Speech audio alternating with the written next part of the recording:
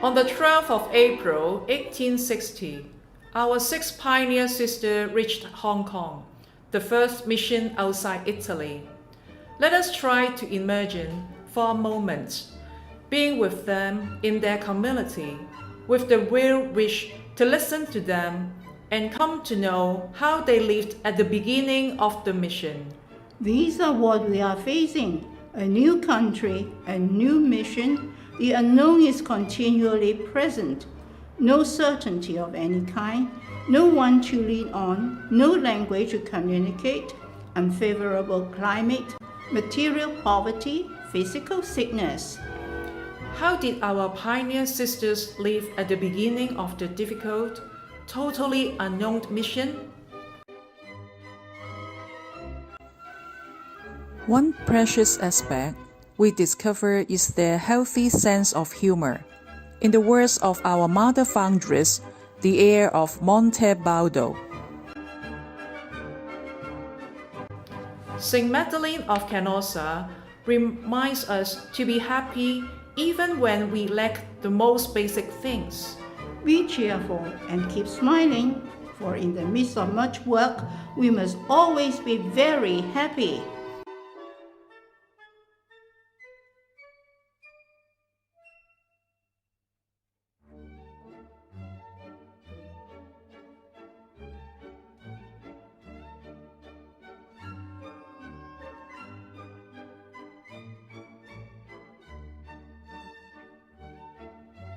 A sense of humor is an essential component of everyone's life. It would be beautiful to rediscover this value from what our pioneer sisters wrote down in their letters, narrating how they lived the challenging and difficult moments of their life in the mission. From the very beginning, when they were still on their journey, and in their hearts they certainly felt a mixture of joy and even trepidation, fear of the unknown, nostalgia of what they had left behind them. And yet, they were able to see the amusing side of things. Mother Rachele Trocconi wrote to Mother Gracie while they were still having seasick on the ship. For confession, we were on the edge of the ship, and the missionary priest gave us absolution with a hidden hand so that the Protestant could not see. Poor missionary. Fasting on Good Friday is certainly particularly important for the sisters. Not able to observe this pious practice is very hard for them. Yet, Mother Rachele narrated the situation in an amusing way. I was assigned the job of looking for food in the kitchen. I asked for rice and they gave me fish. I asked for milk and they gave me a spoon. Finally, I learned to say chicken, so that I always asked that for all of us. And even on Good Friday, I had to eat chicken. As soon as the sisters arrived in Hong Kong, they immediately started to begin apostolic activities. In one of their first letters, Sister Rachele Trocconi describes their experiences in a humorous way. There is another thing, Mother, that will make you laugh more than before. Those who wish to come to China must begin now to get used to sleeping on a hard bed made of wood. During the first nights, we could not sleep and got up in the morning more tired than when we went to bed. Now it is a little better. Either our bones have become harder or our beds have become softer. Not able to sleep well or being wakened many times during the night is certainly not a nice experience. We find the amusing expression of the situation in a letter. The little girl we got is now 6 months old, and she sleeps next to my bed. She is like an alarm clock and wakes me up many times during the night. Thus I have the chance to praise the Lord with a simple prayer. When she cries, I give her something to eat, and she goes back to sleep straight away. In the beginning, the sisters really lived in poverty. There is lack of even the necessity. In their letters, we can see how they make fun of the situations. The linen of the kitchen consists of our petticoats and other material we found among the things that were ruined during the voyage. The sacristan asked me for some rags, but I could only give her some handkerchiefs because I did not have anything else, and so we always end up laughing. Without a language to communicate is a pain for the missionaries, yet they could laugh at themselves. At the door, sometimes 6 of us go together so as to try to understand at least one word. The sisters found a humid climate in Hong Kong, which they were not used to, as well as a change in food and routines, hard work, and poor living conditions. One after the other became sick. Even in these circumstances, they were able to joke about their health without complaint.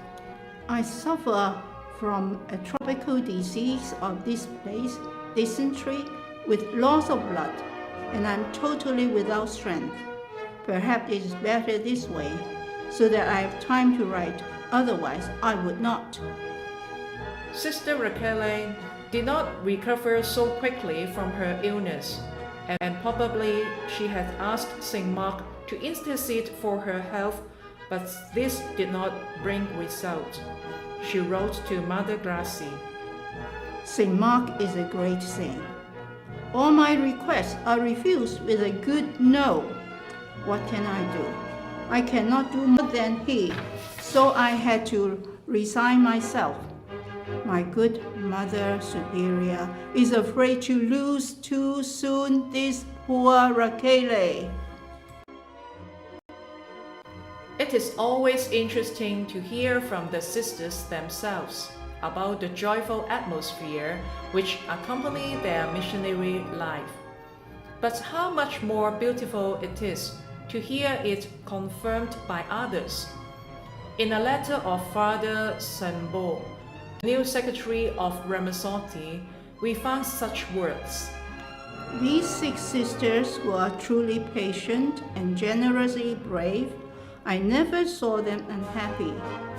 They know how to laugh even over seasickness, what the love of God can do in a soul.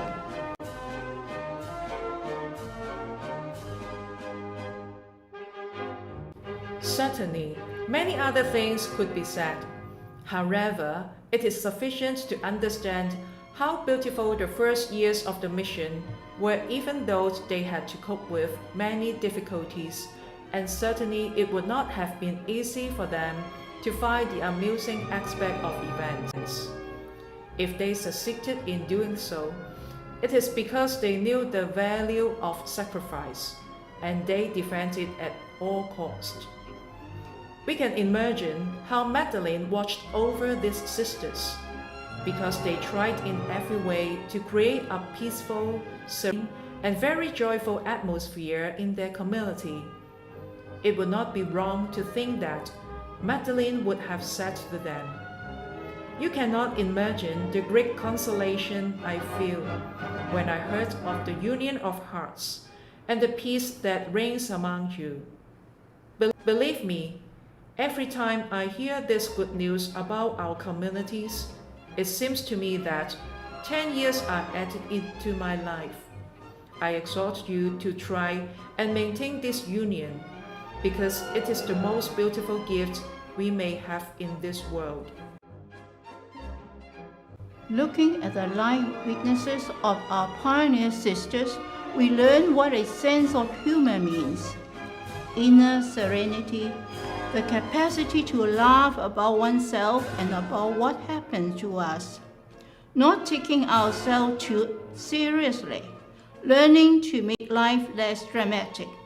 A sign of maturity and balance, a real trust in God.